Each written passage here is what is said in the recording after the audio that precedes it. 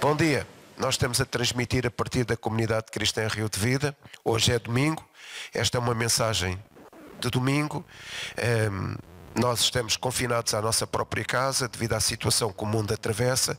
No entanto, eu quero fazer aqui uma reflexão simples, uma reflexão primária acerca deste simbolismo de domingo.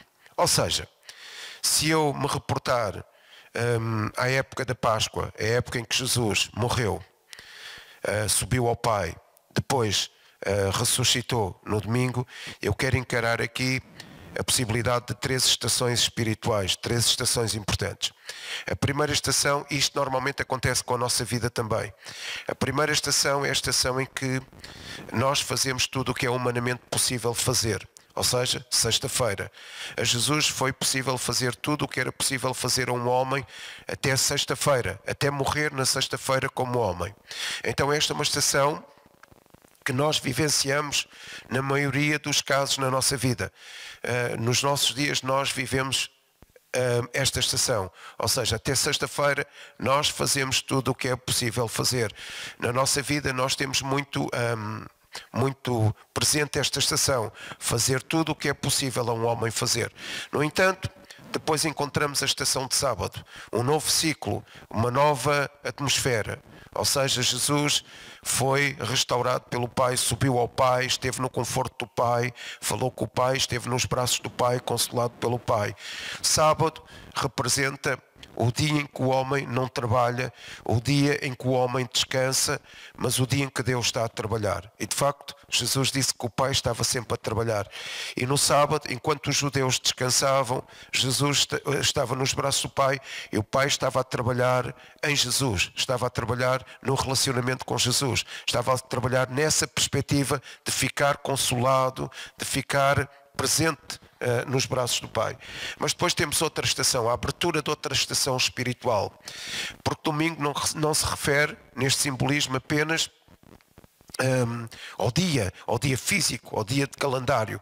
Domingo refere-se a uma estação sobrenatural, a uma estação em que Jesus é ressuscitado pelo poder do Espírito Santo. Então significa um tempo, uma estação, um momento, um movimento, uma dinâmica do Espírito Santo em que nós já podemos viver numa onda espiritual, numa onda sobrenatural, numa reflexão sobrenatural, numa revelação profética. Quando as mulheres foram ao sepulcro, os anjos que lá estavam disseram: ele não está aqui, mas ressuscitou. E de facto, viver esta estação, entrar nesta estação, ser dinamizado nesta estação, representa que nós estamos a viver o poder da ressurreição. Não mais iremos apenas fazer o que compete a um homem fazer dentro da sua capacitação, mas nós fazemos de acordo com aquilo que o Espírito Santo pode fazer, que é infinito e ilimitado. Então nós vivemos numa estação, ou podemos viver numa estação, ou podemos entrar numa estação em que nós vivemos nesta dinâmica do Espírito Santo. Ou seja, fazer o que é ilimitado, poder andar sobre as águas. E nós temos que ouvir hoje o que é que Deus está a falar. Uma das condições que Deus pretende do seu povo é que o povo se posicione a ouvir a voz de Deus, que o povo ame, deseje, anseie ouvir a voz de Deus. E de facto, ao longo da história da humanidade, sempre o que Deus pretendeu do seu povo é que o povo ouvisse a sua voz. E há aqui uma diferença entre da condição de filho e da condição de quem não é filho. De facto, quem é filho se distingue pelo facto de ouvir, de amar, ouvir, de querer ouvir e de obedecer à voz de Deus. Então chegamos a um tempo da nossa geração, a um tempo profético em que urge ouvir a voz de Deus, urge saber o que é que Deus está a falar, urge ouvir o que é que o Espírito Santo fala acerca das profundezas de Deus. Coríntios diz que o Espírito Santo, sendo Deus, é o que conhece Deus e ele revela as profundezas de Deus àqueles que amam. Aquilo que o olho não viu, nem o ouvido ouviu, nem chegou ao coração humano, Deus revela àqueles que amam ouvir a sua voz, que amam o movimento do Espírito Santo, que amam ter conhecimento e intimidade com Deus. Então nós precisamos cada vez mais de ouvir a voz de Deus, de saber ouvir, de sintonizarmos-nos com a voz de Deus, saber o que é que Deus está a falar para estes dias, saber de que forma é que Deus está a falar nestes dias, o que é que Deus quer falar por nós estes dias. E é importante referir que nós estamos a viver um tempo em que nós temos que estar ligados, alicerçados, fundamentados pela ação do Espírito Santo que revela a semente incorruptível ao nosso coração, que é a palavra que gera fé, essa palavra que é a substância viva em Cristo, que alicerça, fundamenta toda a realização do propósito da nossa vida. O diabo quer atrasar, ou pretender atrasar, e paralisar o propósito que Deus escreveu no seu livro, antes da fundação do mundo. Deus escreveu no seu livro um propósito acerca de cada igreja, acerca de cada um de nós, e Deus quer estabelecer isso, concretizar isso, e quer que nós nos determinemos, sejamos ousados a viver esse propósito, a realizar esse propósito que Deus estabeleceu por nós, antes da fundação disto tudo. Então o que é que Deus está a falar nos dias de hoje? Eu creio que Deus está a falar que nós iremos viver e nós iremos estar envolvidos, nós iremos estar de tal forma incrementados por uma onda do Espírito Santo, mas uma onda ampliada, uma onda que se estende de tal forma que nós não teremos desejo de sair dela. Será uma onda em que nós ouviremos o que o profeta canta, uma onda em que a fé dos homens será intensa sobre a terra, uma onda em que o Espírito canta sobre a igreja, uma onda do Espírito Santo como nunca experimentámos, uma onda extensa, uma onda profunda, uma onda ampliada, uma onda enérgica do Espírito Santo.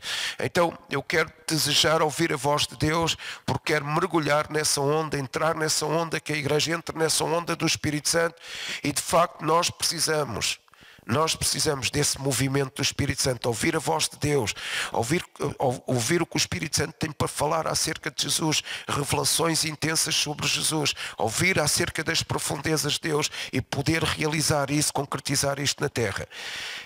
Então o que o Espírito Santo tem trazido ao meu coração durante estes dias, por causa desta propaganda de medo que tem sido instalada na nossa sociedade, neste conflito e neste confronto com a possibilidade deste vírus causar danos irreparáveis, a sociedade tem estado assolada e contagiada por um certo síndrome, um síndrome de terror, um síndrome de quebra de relacionamentos, um síndrome em que o amor não é expresso de forma visível, um síndrome em que a igreja tem muitas opiniões, em que todos nós temos algo para dizer e todos nós parece que queremos dizer algo, às vezes até de forma irrefletida.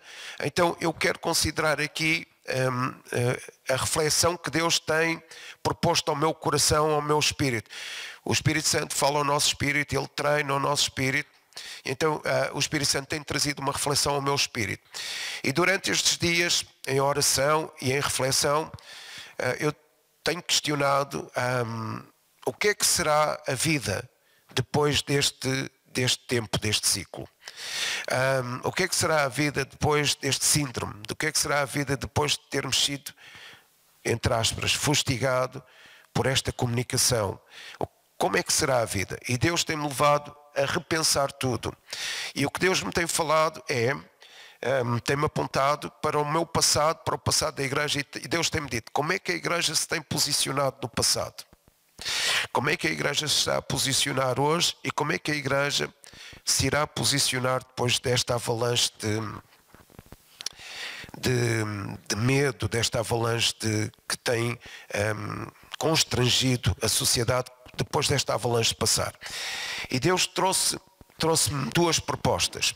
Uma proposta é restaurar à igreja uma verdade que a igreja tem recusado aceitar, mas que é uma chave espiritual, é uma chave de inteligência espiritual, mas é uma chave que requer revelação e requer alguma intimidade com o Espírito Santo e com a visibilidade da substância viva no nosso espírito, que é a palavra de Deus, a semente incorruptível. Então o que é que a palavra fala? E o que é que o Espírito Santo falou? O que é que o Espírito Santo revelou ao meu espírito sobre a palavra? Então há aqui uma chave espiritual, há aqui um fundamento, há aqui um alicerce que a igreja não tem praticado, não praticou, agora está em dificuldade de perceber, mas que eu espero que seja uma realidade no futuro. Então Deus falou-me, olha, como é que a igreja tem pensado em Israel? E este é um tema um bocado quente, na medida em que nem toda a gente está disposta a pensar sobre o tema, nem considerar uma reflexão simples sobre o mesmo. Então Deus tem-me perguntado como é que a igreja ao longo destes anos tem se relacionado com Israel. E eu quero ler aqui um texto que está em Jeremias 31:7, porque diz o texto que está em Jeremias 31:10, que é também um texto de base para sustentar esta reflexão, este pensamento. Diz assim o texto em 31:10 de Jeremias: ouvi a palavra do Senhor, ó nações, e anunciai-a nas ilhas longínquas, e dizei, aquele que espalhou Israel o congregará e o guardará como pastor ao seu rebanho. Então Deus promete voltar a restaurar Israel à terra física, voltar a restaurar Israel como nação, voltar a restaurar Israel como símbolo de uma condição espiritual.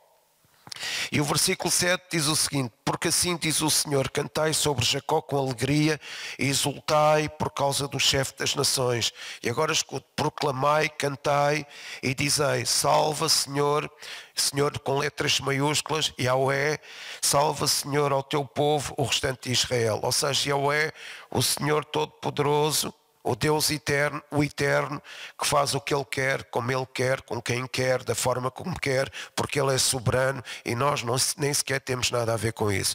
Ele nos propõe agir nele, mediante a sua vontade, estabelecendo o seu reino.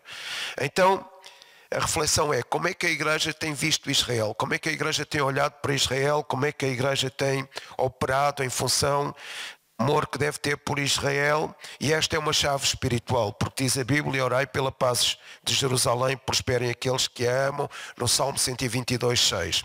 Então, o que é que Deus fala nestes textos de Jeremias? Deus fala que irá restaurar Israel à sua condição, não é? Deus irá restaurar Israel à terra, Deus irá restaurar Israel fisicamente, Deus mostra que escolheu Israel e pretende restaurar Israel, e já começou a restaurar Israel. Deus diz que haverá uma Israel física e uma restauração física de Israel, e Deus diz também que haverá uma restauração de Israel ao próprio Deus. A Bíblia diz que há uma promessa eterna de Deus, e essa promessa eterna de Deus diz, vós sereis o meu povo e eu serei o vosso Deus. Então Deus nunca vai quebrar esta promessa, porque de facto Deus não é um Deus que quebra alianças, Deus mantém a sua aliança. Então Deus promete que irá manter Israel como seu povo também. Como é que a igreja tem olhado para isto? De que forma é que a igreja tem cooperado com isto? Como é que a igreja tem cooperado com Deus para que de facto isto seja uma evidência?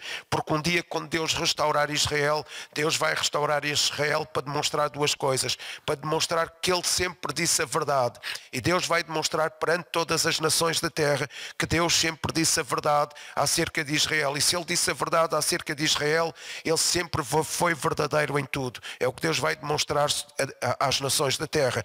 Mas também Deus vai demonstrar uma coisa, que Ele tem a soberania, Ele tem o poder, o governo eterno, Ele tem o governo absoluto para poder gerir a situação de Israel como Ele quer.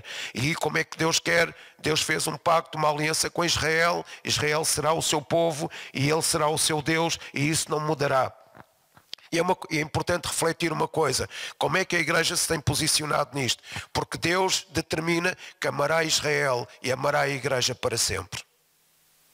Deus amará Israel e amará a igreja para sempre. O amor de Deus é infalível em relação à igreja, da mesma forma que o amor de Deus é infalível em relação a Israel. E aqui o texto, no versículo 10, diz que Deus espalhou Israel, Deus agregará Israel, Deus voltará a juntar Israel, mas diz que Deus sempre esteve na proteção de Israel e Deus protegerá Israel.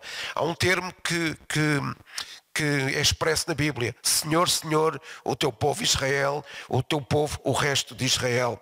Então o que é que isto significa claramente? Jeremias 31:7 diz claramente o seguinte, porque fala acerca de dizer, fala acerca de proclamar, fala acerca de orar. Então isto significa claramente que a igreja, a forma como a igreja se deve posicionar em relação a Israel deve ser através destas três ações, destas três ações aqui demonstradas por estes três verbos: orar por Israel, louvar sobre Israel e proclamar os desígnios de Deus sobre Israel, porque diz que nós devemos de fazer isso sobre o filho de Jacó. Então é importante que nós entendamos que Deus deu a terra, prometeu a terra a Abraão, Deus fez com que Moisés chegasse à terra e Deus deu a terra, Jerusalém, ao rei David. Então nós temos que entender como é que nós temos visto Israel, como é que nós temos olhado como igreja para Israel. Deus continua a amar Israel como ama incondicionalmente a igreja, e Deus tratará com Israel na perspectiva de a restaurar completamente. E diz que um remanescente de Israel, todo o Israel será salvo, é todo o Israel que aceitar Jesus como Senhor e Salvador. Então é importante que nós percebamos uma coisa, e Paulo fala muito bem isto lá em Romanos 11, especificamente no versículo 25, Paulo fala acerca de que nós temos uma herança espiritual, e essa herança espiritual que nós temos foi uma extensão de Israel. Quando Israel rejeitou Jesus, os seus olhos se fecharam para que nós pudéssemos ver. E então Paulo diz que nós devemos a Israel essa herança espiritual. E não nos podemos esquecer que Jesus nasceu em Israel, Pedro nasceu em Israel, João nasceu em Israel, André nasceu em Israel, e a maioria dos discípulos de Jesus tinham sido judeus israelitas. Então nós temos uma dívida para com Israel, temos uma dívida que reflete a nossa herança espiritual. E como é que nós podemos reconhecer que temos essa dívida e permanecer em favor de Israel quando o mundo está a tentar perturbar Israel, está a tentar desclassificar as ações de Israel, e quando Israel sofre tanta pressão? E eu não estou aqui a falar que nós devemos defender as decisões políticas de Israel, nem estou a falar que nós devemos defender as posições ortodoxas da religião ortodoxa judaica. Eu estou a dizer que Deus sempre amará Israel eternamente, da mesma forma que Deus sempre amará a igreja. Então o que é que Deus tem proposto à nossa vida, à vida da igreja? Que temos discernimento, revelação de Jesus, revelação do Messias, quando eles ainda não têm essa revelação, mas temos que perceber que Deus sempre teve esta vertente, Deus sempre teve esta perspectiva, expectativa de restaurar Israel. E o que Deus propõe é que nós devemos de fazer uma intercessão total, uma intercessão constante, uma intercessão fiel pelo povo de Israel, pelo povo judeu, porque um dia Deus vai restaurar Israel, e Deus propõe-nos isso. Não nos cabe a nós dizer se eles estão certos, se estão errados, não nos cabe a nós julgar as suas intenções, não nos cabe a nós julgar as posições políticas de Israel. Cabe-nos a nós posicionarmos no futuro acerca da vontade de Deus. E Deus faz este desafio à igreja. Aliás, é mais do que um desafio, é uma palavra de ordem para a igreja saber, a igreja poder, a igreja efetivar e demonstrar esse amor por Israel, no sentido que a maioria dos judeus possam aceitar Jesus como o único Salvador e Messias. Então, como é que nós nos vamos posicionar? Porque há aqui um segredo nisso. Há um segredo espiritual nisso. Há uma condição para nós nisso. Orai pela paz de Jerusalém. Prosperem. Prosperem em conhecimento espiritual. Prosperem em revelação espiritual. Prosperem em relação ao futuro espiritual, aqueles que amam Jerusalém. Então nós temos aqui uma missão importante, uma missão que determinará a nossa condição espiritual. Por outro lado, Deus também me disse como é que a igreja se tem posicionado em relação ao mundo. Como é que nós, igreja, nos temos posicionado em relação às pessoas que não são salvas. Perceba isto. Neste flagelo que nós estamos a atravessar, muitas pessoas morreram sem conhecer Jesus. E todas as pessoas que morreram sem conhecer Jesus tiveram um bilhete de ida até ao inferno. E a verdade é que a igreja tem sido uma igreja estrutural, organizacional, metódica, uma igreja com muito programa, programática, mas alguma coisa tem falhado no processo em relação ao posicionamento da igreja. Como é que a igreja tem visto o mundo? Como é que a igreja se tem relacionado com o mundo? Como é que a igreja tem afetado o mundo com este poder da ressurreição? Como é que a igreja tem afetado o mundo com esta alegria, com este incremento espiritual? Como é que a igreja tem afetado o mundo trazendo a libertação dos cativos? E esta é a questão. Se nós devemos demonstrar um amor por Israel, porque nós temos uma dívida de herança espiritual para com Israel, e o que Deus pretende de nós é que nós oremos por Israel, proclamemos a vontade de Deus sobre Israel e oremos pela salvação dos judeus em Cristo, o Messias. Também nós precisamos de encarar a forma como a igreja no futuro se vai posicionar perante o mundo. E isto remete-me para um pensamento. Nós, quando aceitamos Jesus, fomos incorporados num exército, com objetivos e uma estratégia bem definidos. E nós fomos dotados de uma autoridade em Cristo, no nome de Jesus, pelo poder do sangue de Jesus, para libertar os cativos, estender o reino de Deus e reduzir à sua insignificância a ação de Satanás, o perímetro de Satanás. E eu quero perguntar, como é que a igreja tem feito isto? Se nós nos temos remetido para o conforto das nossas casas, para um culto tradicional ao domingo, para o conforto do nosso culto religioso, e o mundo desespera pela manifestação dos filhos de Deus. O mundo desespera pela ação deste exército. O mundo desespera pela ação de crentes incorporados no exército de Jesus, dotados de autoridade e de armas poderosas em Deus, como diz 2 Coríntios, armas espirituais. Nós temos armas divinas, armas espirituais, armas poderosas, armas eficazes para irromper pelo território do diabo e libertar os cativos, libertar a mente dos cativos, aqueles cativos que o diabo tem aprisionado durante este tempo todo. Como é que a igreja se tem posicionado? Como é que a igreja pode irromper no território do diabo? Como é que a igreja pode afetar o mundo? 2 Coríntios fala acerca disso. 2 Coríntios 10, 3 a 6. Eu vou ler este texto. 2 Coríntios fala acerca das armas poderosas que nós temos. E é importante que nós consideremos estes aspectos. Paulo fala com todo o propósito acerca deste texto. 2 Coríntios 10, 3 a 6. Porque andando na carne, não militamos segundo a carne, porque as armas da nossa milícia não são carnais, mas sim poderosas em Deus, para a destruição das fortalezas, destruindo argumentos e toda a altivez que se levanta contra o conhecimento de Deus, e levando cativo todo o entendimento à obediência de Cristo, e estando prontos para vingar toda a desobediência, quando for cumprida a vossa obediência. Então o que é que Deus pretende da nossa obediência? De facto, a forma de nós agradarmos Deus é viver em obediência. Como é que nós cumprimos a nossa obediência quando estamos integrados, incorporados num exército poderoso, que é o exército do Senhor Jesus?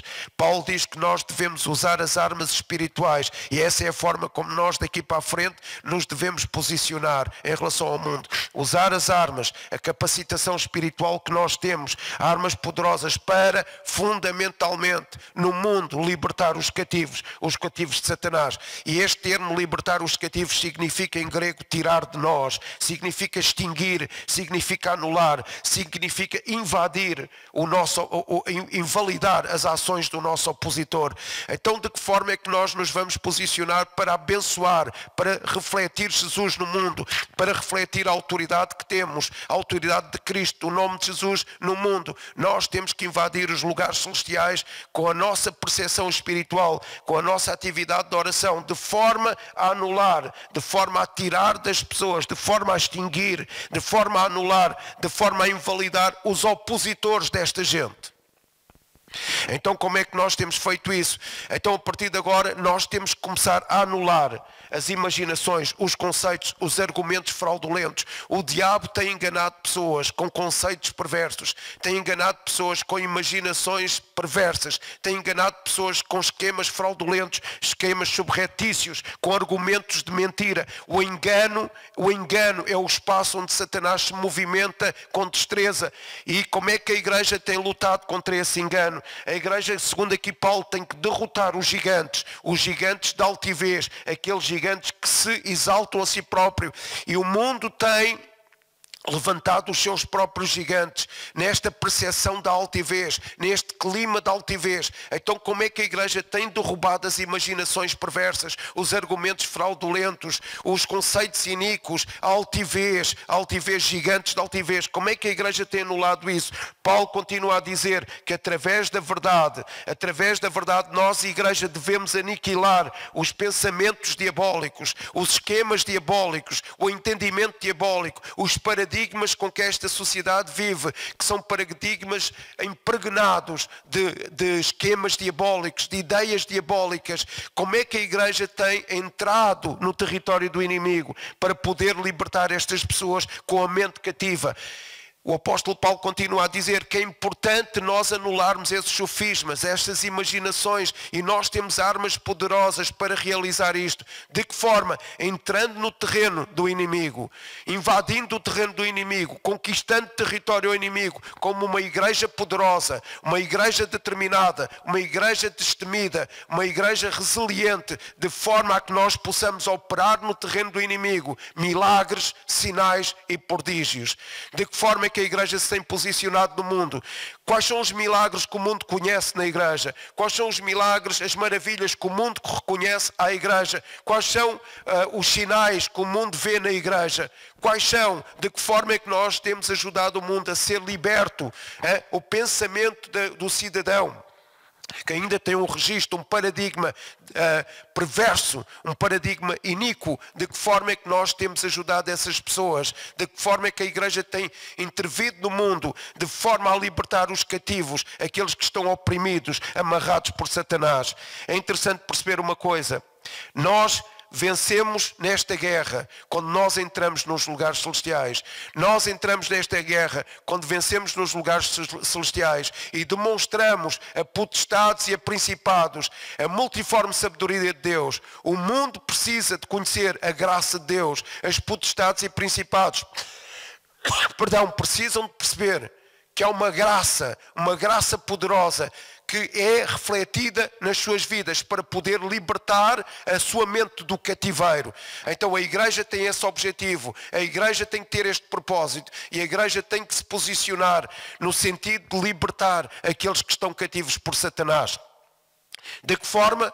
Demonstrando, manifestando, dando a conhecer às potestades e principados nos lugares celestiais a graça de Deus, a multiforme sabedoria de Deus. Então nós podemos agir em relação a Israel com amor, em relação a Israel segundo o que Deus pretende, através de um amor incondicional, mas nós também temos que agir em relação ao cidadão que está preso, cativado na sua mente por imaginações perversas, argumentos fraudulentos, esquemas subreptícios de Satanás, através do nosso amor incondicional por eles. Então Deus quer que nós nos posicionemos em amor. Deus quer que nós nos posicionemos em amor, demonstrando o amor por Israel através das nossas orações, do nosso louvor, da nossa proclamação, da proclamação da vontade de Deus sobre Israel, mas também que nós nos posicionemos em relação ao mundo, demonstrando o nosso amor no sentido de irromper como um exército com autoridade no nome de Jesus para fazer danos nas fortalezas do diabo. Romper com o arsenal de Satanás, destruir o arsenal de Satanás na mente destas pessoas que ele tem usado e tem manipulado através do engano. Então eu quero considerar aqui um aspecto importante para terminar. Jesus nunca ensinou a profetizar e Jesus nunca ensinou a pregar, mas Jesus ensinou a confrontarmos, a afrontarmos, a derrotarmos as artimanhas de Satanás. Jesus nunca ensinou a fazer cultos. Jesus nunca ensinou a estruturar uma igreja. Mas Jesus ensinou a confrontar, a afrontar as artimanhas do diabo, até prevendo que nós iríamos esmagar escorpiões e serpentes. Então, Jesus, ele sempre... A expectativa de Jesus é que nós possamos usar essa autoridade para resgatar o domínio, para resgatar a ação, para resgatar a dinâmica que Adão perdeu através do pecado. E o desejo de Jesus é que nós possamos resgatar a autoridade à igreja, a ousadia à igreja, a fé à igreja, para poder libertar os cativos e oprimidos de Satanás. Esta é a relação que nós, a partir de hoje, eu acho que nós devemos ter com o mundo. Paulo também não ensinou muita coisa acerca de pregar, nem de profetizar, mas ele ensinou acerca de testemunhar o poder da graça de Deus diante das potestades e principados, com a finalidade, com o propósito de resgatar os cativos.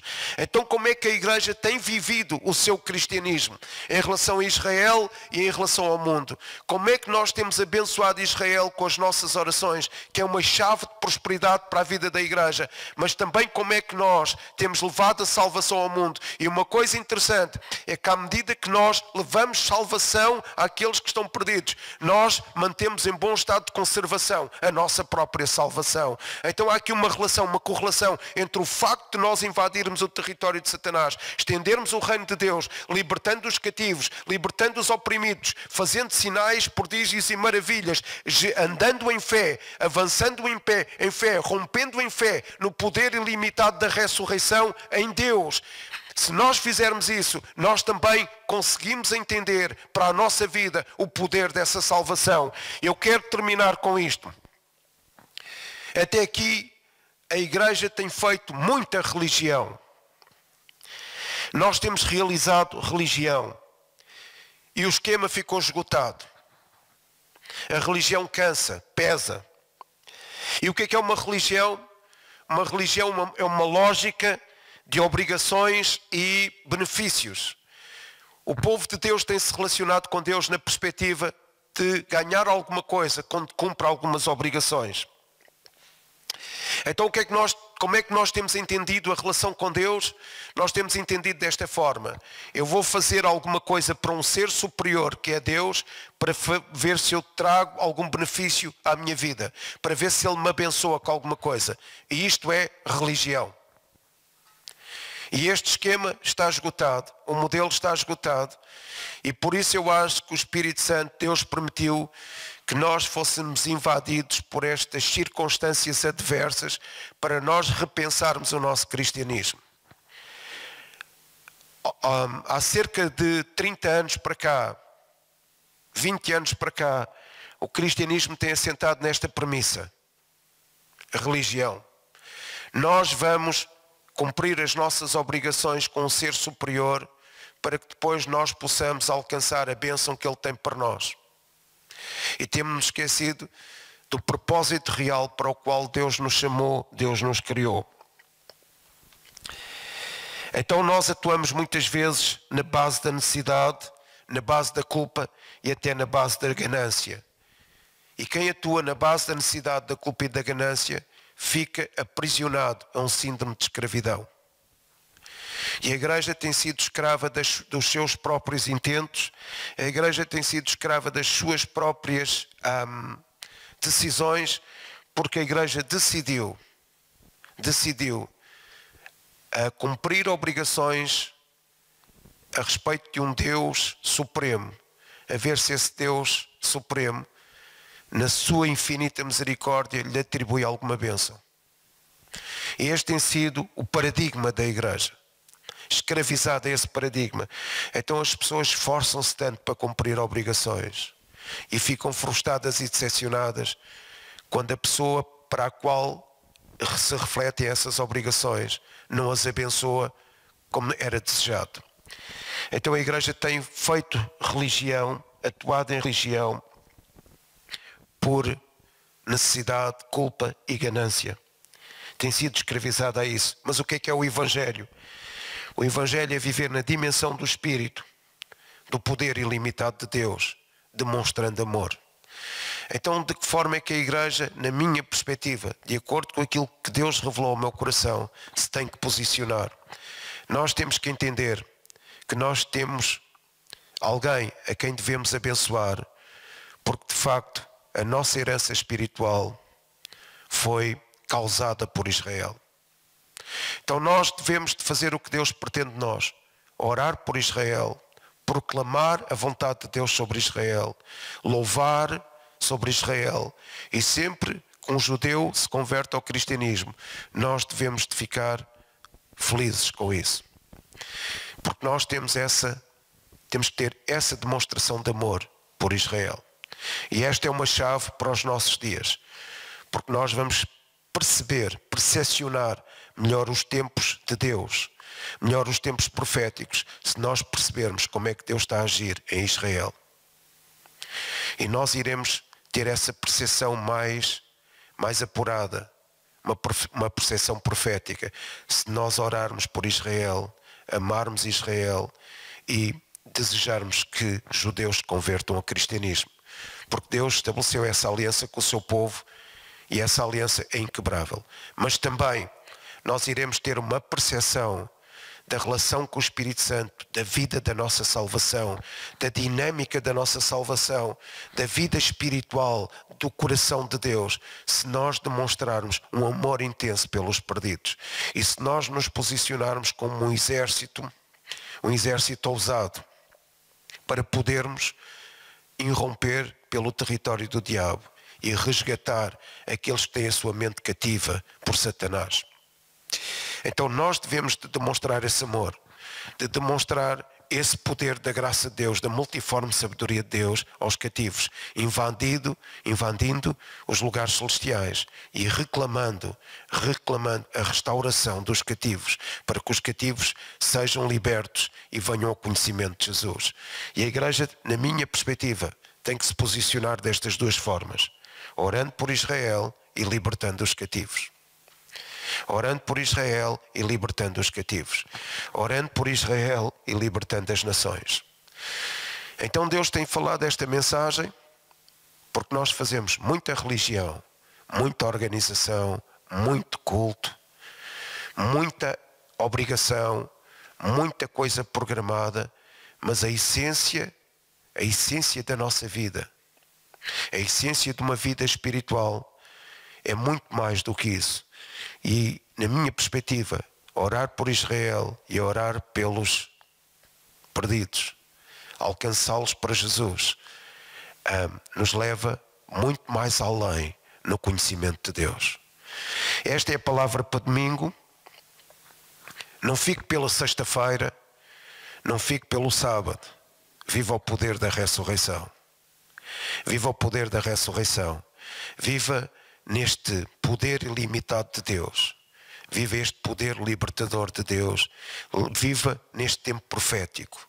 Ouça o Espírito cantar sobre a Igreja. Ouça o que o profeta canta.